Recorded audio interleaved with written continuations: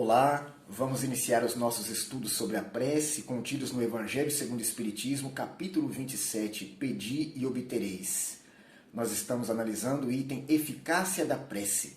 Rogamos a Deus que nos abençoe, aos espíritos amigos que nos acompanhem e ao próprio Mestre que se faça entre nós nesse momento.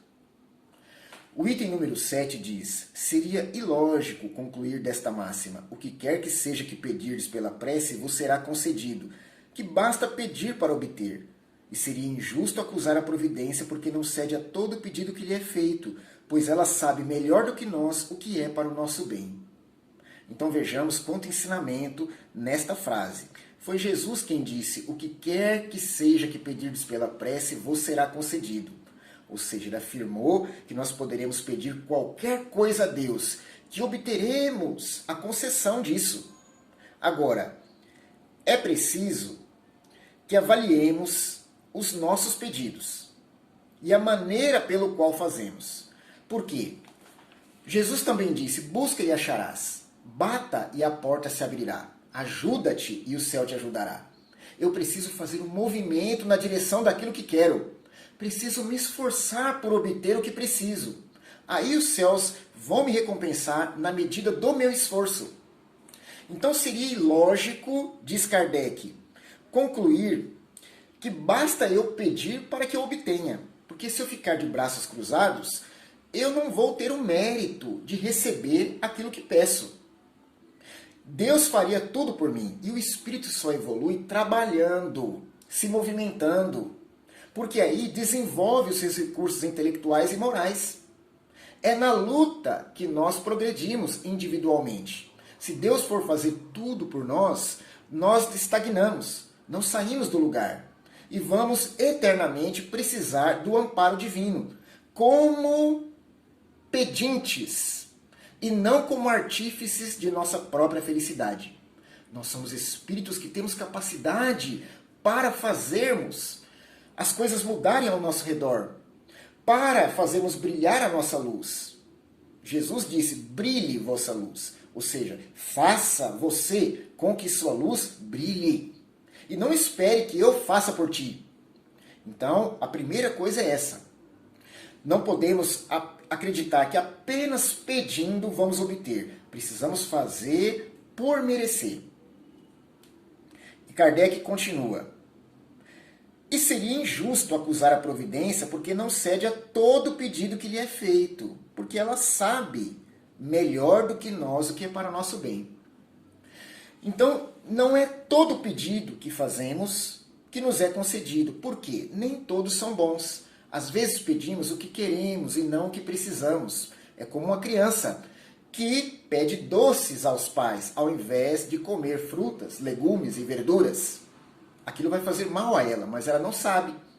Acredita que a felicidade está depositada no gosto do doce e persegue isso. É um acessório que pode ser utilizado como sobremesa, mas ela quer colocar como fonte principal de nutrição.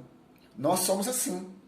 Acreditamos que aquilo que nos agrada, que nos dá prazer, que nos satisfaz momentaneamente, pode ser substituído pelo principal.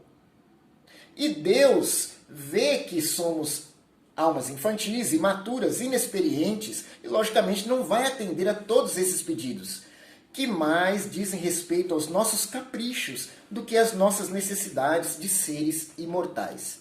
Então a providência, com P maiúsculo, que é o amparo divino que nós temos a todo momento sobre nós, sabe cuidar de nós como o pai sabe cuidar do filho e não vai lhe satisfazer todos os desejos infantis.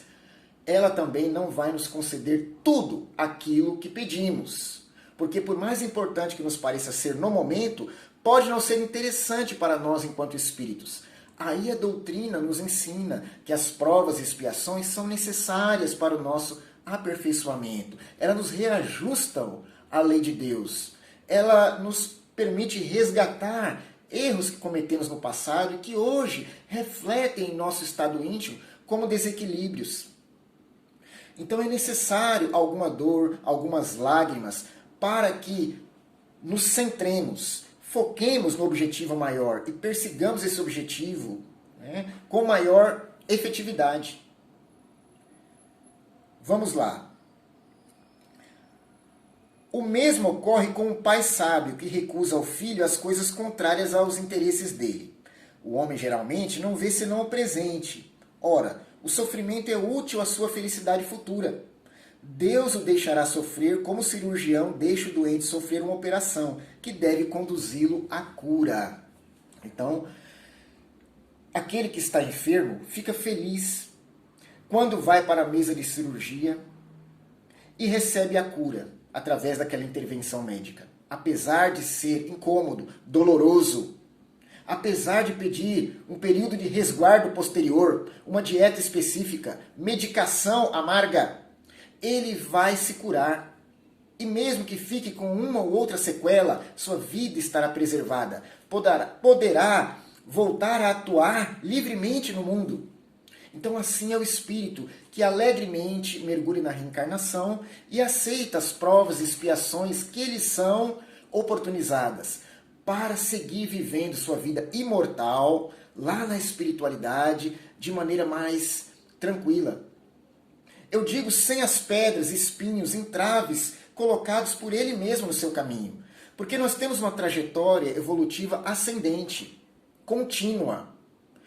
E ela, cada vez que nós percorremos essa estrada, nos abre mais possibilidades. Agora, eu posso entravar essa marcha, cavando buracos pelo erro, acrescentando pedras e espinhos pelas ilusões e fantasias a que me entrego. Pela maldade que por vezes encontra sintonia no meu íntimo e que eu alimento. Isso atravanca a marcha do progresso. E em vez de eu seguir pela estrada num ritmo acelerado, eu passo a cair, a levantar de novo, a tropeçar. Então, sem esses tropeços, eu evoluo de maneira muito mais suave. É um caminho que me deixa alegre ao transpô-lo. Então é preciso que eu saiba que se hoje existem dificuldades na minha vida, isso é devido às pedras que eu mesmo coloquei no caminho ontem. É preciso removê-las com resignação e com esperança de olhar fixo no futuro. Porque o bem do Espírito está reservado para ele. É como Jesus disse: bem-aventurados os aflitos, porque sereis consolados. Bem-aventurados os que têm fome e sede de justiça, porque serão saciados. Seremos. É no futuro que nos aguarda uma condição melhor de vida. Se eu concentro meus olhares no hoje, eu vou me desesperançar. Por quê? Não vejo solução imediata para os problemas que tenho. Então é preciso sempre olhar para frente, enfrentar agora a problemática que surge na nossa vida, com vistas a uma melhor posição futura. Porque estamos no mundo de provas e expiações e não podemos esperar felicidade plena hoje. Ela só pode vir amanhã. Por isso que Jesus, no Sermão do Monte, nos prometeu essa felicidade, esse consolo, essa saciedade da fome, do pão e da água que tem o espírito imortal. Então, paciência, resignação e esperança, que haveremos de receber da providência tudo que necessitamos para enfrentar esse momento e gozar de uma felicidade futura. O que Deus concederá, se se dirige a Ele com confiança, é a coragem, a paciência e a resignação. Justamente isso. Deus vai nos dar, e quem tem coragem, paciência e resignação, sabe do valor que isso faz. A diferença que isso proporciona nas suas lutas. Basta vermos quantos que vivem desesperançados e desesperados, por não terem resignação, por não terem paciência, por não terem coragem de enfrentar as suas lutas. Nesse momento de pandemia, nós vemos muita gente com medo, extremamente amedrontada diante da possibilidade da morte de si mesmo, de seus entes queridos, pessoas que já enfrentaram essas mortes, não é? Na família. São momentos dolorosos que exigem, acima de tudo, coragem para que a gente continue e não desanime, não se entregue. Deus concede essa força, desde que peçamos com fé, com confiança. É o requisito para conseguir isso. Está escrito aqui. Como é que eu vou ter confiança em Deus? Alimentando essa confiança no decorrer da minha vida, estabelecendo conexão com o Pai, todos os dias elevando o pensamento a Ele, agradecendo em primeiro lugar pelo que tenho e rogando forças para enfrentar o meu dia, com quaisquer provas que Ele me trouxer. Coragem, paciência. Né? Dessa forma vamos aproveitar bem. Então vejamos que são os melhores tesouros que os céus podem nos dar nesse momento. Não se trata de algo físico, não se trata nem da saúde propriamente dita, porque pode fazer parte das nossas provas enfrentarmos doenças. Porém, se eu as enfrento com paciência, resignação e coragem, elas não pesam tanto para mim. O que considerar ainda, o que Deus nos concederá ainda, são os meios de sair por si mesmo da dificuldade, com a ajuda das ideias que são sugeridas pelos bons espíritos, deixando-lhes assim o mérito. Então vejamos, Deus concede, além dessa fortaleza íntima, a inspiração para que nós mesmos possamos contornar as dificuldades que surgem no caminho. Então, ainda aí é o busca e acharás, o ajuda-te e o céu te ajudará. A solução não vai cair de mão beijada no nosso colo. Nós vamos ter que usar da inteligência e do esforço próprio para encontrá-la. E à medida que fazemos isso com confiança em Deus, Ele nos inspira para encontrar a melhor solução. Isso em tudo na vida. É preciso nos considerarmos, lembrarmos que somos filhos de Deus, e que, portanto, Ele nos ampara a todo momento. Não é porque nós nos esquecemos de Deus, vez em quando, que Ele se esquece de nós.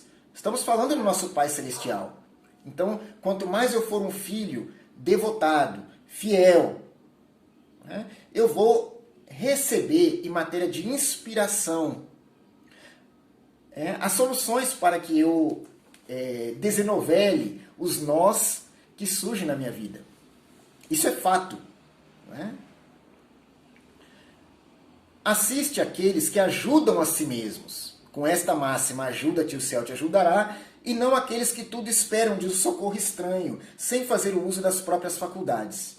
Mas geralmente prefere-se ser socorrido por um milagre sem nada fazer. Né? Então não são esses que são assistidos por Deus. Por quê? O Pai Celestial não olha por eles? Não. Mas é preciso que eles aprendam a caminhar com as próprias pernas. Os percalços da vida existem para isso também, para que desenvolvamos habilidade de nos movimentarmos, de utilizarmos os recursos que estão à nossa volta para o nosso próprio bem, para a nossa melhoria. Então aí estão os desafios que nós enfrentamos no dia a dia. Cuidar da família, pagar as contas, suprir as próprias necessidades. Não é? Tudo no mundo tem a finalidade de nos fazer progredir, adquirindo experiência no trato com as nossas necessidades. Desde o princípio foi assim, da época das cavernas, né, nas nossas primeiras encarnações aqui no mundo, nós tivemos que prover abrigo e alimentação, né, proteção, meios de reprodução, extrair da terra o alimento para nos sustentarmos, aprender a caçar, desenvolvermos a tecnologia, por mais rústica que fosse, a partir dos meios que encontramos ao nosso redor para sobrevivermos. E isso fez com que a nossa inteligência avançasse. Hoje enviamos aparelhos a outros planetas. A tecnologia de fato avançou devido à nossa inteligência, que foi sendo trabalhada no decorrer dos milênios pela necessidade. Então a necessidade é algo útil. Nem sempre estaríamos ligados a esse corpo físico.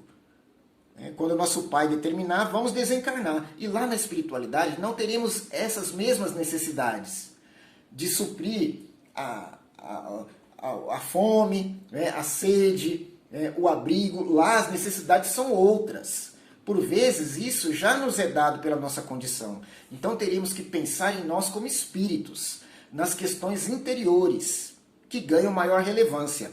Se hoje aprendermos a viver como espíritos, já voltando os olhos para essas questões íntimas, trabalhando os nossos sentimentos e procurando consolidar virtudes em nós, vamos cumprir a nossa jornada com êxito. Porque a inteligência e as habilidades são desenvolvidas pelas necessidades materiais.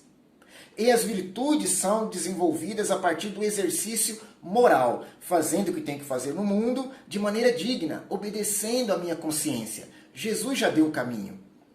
Haja para com o próximo da maneira que gostaria que agisse para consigo. Né? Então, a esses que se conscientizam e procuram fazer o melhor nesse sentido, Deus ajuda. Aos outros que ainda não acordaram e que só querem ser ajudados, sem fazer nenhum esforço, Deus reserva mais tempo para que eles acordem. E assim que fazem um movimento na direção do progresso, ele já recebe resposta divina. Então é assim, Deus não deixa ninguém pedir em vão. Não há um pai, diz o Evangelho, que dá uma pedra ao seu filho quando ele lhe pede um peixe. Então Deus também não nos deixa pedindo, ele nos dá, desde que nós nos esforcemos para receber. Então, para finalizar, há um exemplo aqui. Um homem está perdido no deserto e sofre sede horrível. Sente-se desfalecer e se deixa cair no chão. Roga então a Deus para o assistir e espera, mas nenhum anjo vem lhe trazer o que beber. Entretanto, um bom espírito lhe sugere o pensamento de se levantar, seguir uma das veredas que se apresentam à sua frente. Então, por um movimento maquinal, reúne suas forças, levanta-se e caminha ao acaso. Chega a uma elevação, descobre ao longe um riacho. Diante disso, encoraja-se. Se tem fé, exclamará: obrigado, meu Deus, pelo pensamento que me inspirastes e pela força que me destes. Se não tem fé, dirá: que pensamento bom eu tive, que chance eu tive tomando a vereda da direita ao invés da esquerda. O acaso algumas vezes nos serve verdadeiramente bem. Quanto me felicito pela minha coragem e por não me ter deixado abater. Né? Então vejamos a diferença. A pessoa está perdida em meio aos embates da vida. Roga a Deus para que lhe ajude. Não aparece diante de seus olhos nenhum anjo com a solução para o caso. Mas lhe vem uma inspiração, porque é assim que Deus age. É intervindo através da inspiração. Ele manda um bom espírito que nos sopra um pensamento de como resolver a questão. Nós, não sabendo de onde veio aquilo, tendo como uma ideia nossa mesmo, vamos lá, movimentamos alguns recursos e resolvemos. Aquele que tem fé agradece a Deus, dizendo: obrigado, Senhor, pela ideia que o Senhor me sugeriu. De alguma maneira, eu recebi a sua inspiração e consegui fazer o que precisava. Aquele que não tem fé atribui a si mesmo a ideia. Então, que bom que eu consegui resolver a minha questão. Eu tive uma ótima ideia. Então ele exclui Deus da solução do seu problema. É aí que muita gente confunde as coisas. Deus age em nosso benefício, sim, a todo momento. Ele nos inspira boas ideias. Agora, se eu não tenho fé, eu não acredito a Deus essa ação. Eu acredito apenas a mim mesmo. Então eu acredito mais na minha força do que em Deus. Devo acreditar em mim, porém, sabendo que Deus é que me sustenta. Tudo posso naquele que me fortalece, diz Paulo apóstolo. E sem aquele que me fortalece, eu nada posso. Dir-se-á: por que o bom espírito não lhe disse claramente: siga essa vereda e ao fim dela encontrarás o que necessitas? Por que não se mostrou a ele para o guiar e sustentar no seu desfalecimento? Dessa maneira ficaria convencido da intervenção da providência. Então pode-se fazer essa pergunta: por que o bom espírito, ao invés de apenas inspirar a ideia, não apareceu para a pessoa e disse: olha, então você vá por esse ou aquele caminho, faça isso ou aquilo? Porque a pessoa então ficaria convencida de que a providência divina atuou em seu benefício. Né? E qual é o problema disso? Foi primeiro para lhe ensinar que é preciso ajudar a si mesmo e fazer uso das suas próprias forças. Além disso, pela incerteza, Deus coloca à prova a sua confiança e submissão à sua vontade. Esse homem estava na situação de uma criança que cai e que, percebendo alguém, grita e espera que a venha levantar. Se não vê ninguém, esforça-se e se levanta por si mesma. né? Então é por isso que Deus não nos ajuda por vezes de maneira clara. Primeiro, é para que a gente confie em nós mesmos e façamos uso das nossas forças. Somente assim vamos progredir nesse aspecto. Como haveremos de ajudar os outros se não conseguimos ajudar a nós mesmos?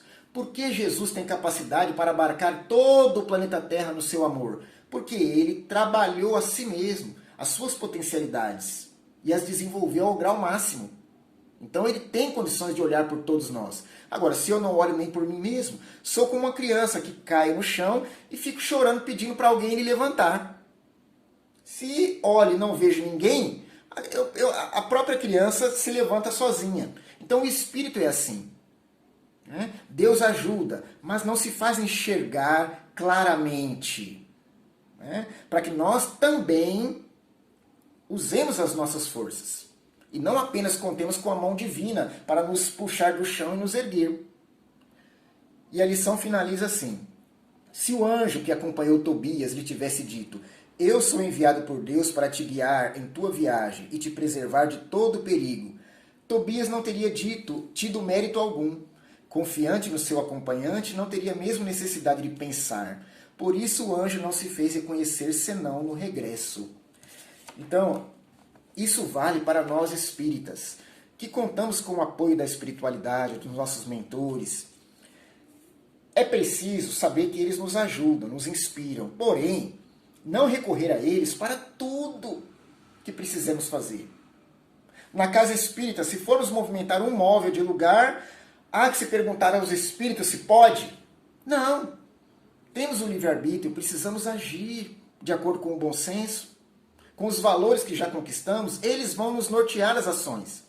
Dentro de casa, com os parentes, nas relações do trabalho, na sociedade em geral, diante das minhas questões íntimas, eu vou buscar inspiração no mais alto. Vou pedir pela prece ajuda para resolver qualquer questão. Porém, não vou esperar claramente uma palavra dos Espíritos dizendo o que eu devo fazer.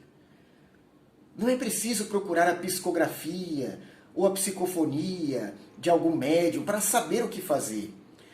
Eu tenho que escutar através da inspiração. Então vou buscar essa conexão com a prece diária. Né? Se eu não alimento essa conexão com o mais alto, eu vou ter que esperar um pouco mais, ter paciência. Então vou começar a fazer isso, lendo todos os dias, orando e pedindo ajuda. Até que se estabeleça uma mínima conexão, para que eu possa receber inspiração do alto. É assim, eu tenho que buscar para depois achar. Em breve falaremos mais sobre isso. Por enquanto, ficam aqui as nossas reflexões. Rogamos a Deus que abençoe a todos e que em breve possamos nos encontrar novamente para continuar estudando sobre a prece. Fiquem com Deus e até mais.